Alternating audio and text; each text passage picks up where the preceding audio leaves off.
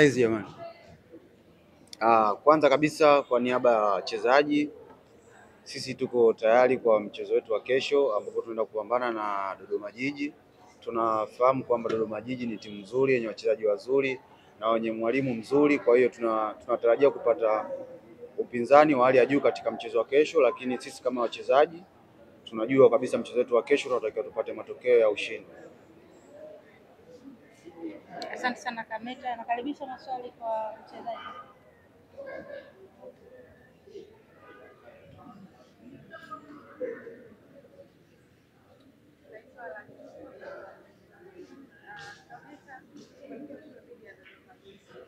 Nadhani kama mwalimu alivyosema na kama mimi nilivyosema, Dodoma Jiji ni timu nzuri yenye wachezaji wazoefu na wachezaji wakubwa pia ambao wameshacheza timu kubwa, lakini sisi kama wachezaji nadhani tunatakiwa tufuate yale mwalimu aliyotuelekeza.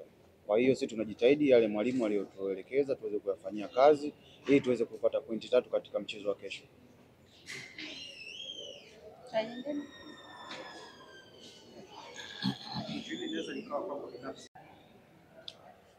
Kwanza nianze kwa kusema kwamba mimi ni mchezaji wa Simba ambaye Simba ni sehemu ya kazi yangu. Kwa hiyo swala la kupata nafasi au kuto kupata nafasi ni swala la mwalimu. Kwa hiyo mwalimu akisema hii mechi natakiwa kucheza, nitacheza.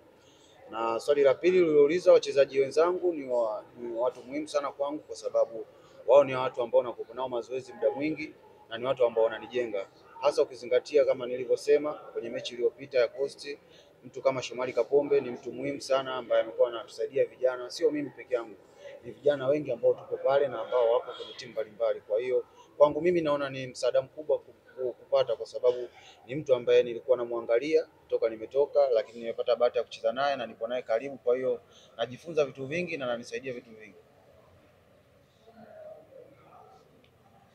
Alama 3 katika mchezo wetu wa kesho na Dodoma Jiji ni muhimu sana kwetu, ukizingatia ligi sasa hivi jinsi ilivyo.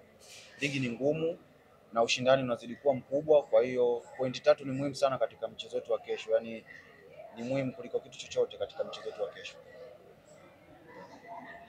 Swali la mwisho.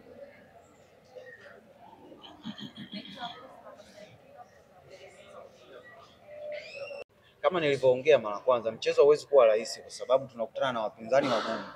Kwa hiyo kwa nafasi ambazo tutakazozipata inabidi tuzitumie. Kwa hiyo hata ikitokea nafasi moja tutatumia hiyo, kwa sababu ni muhimu kupata pointi 3. Kwa hiyo siwezi jua zitatokea nafasi ngapi, lakini kikubwa ni kufuata maelekezo ya mwalimu ambayo inatakiwa sisi kama wachezaji tutengeneze nafasi ili tuweze kufunga.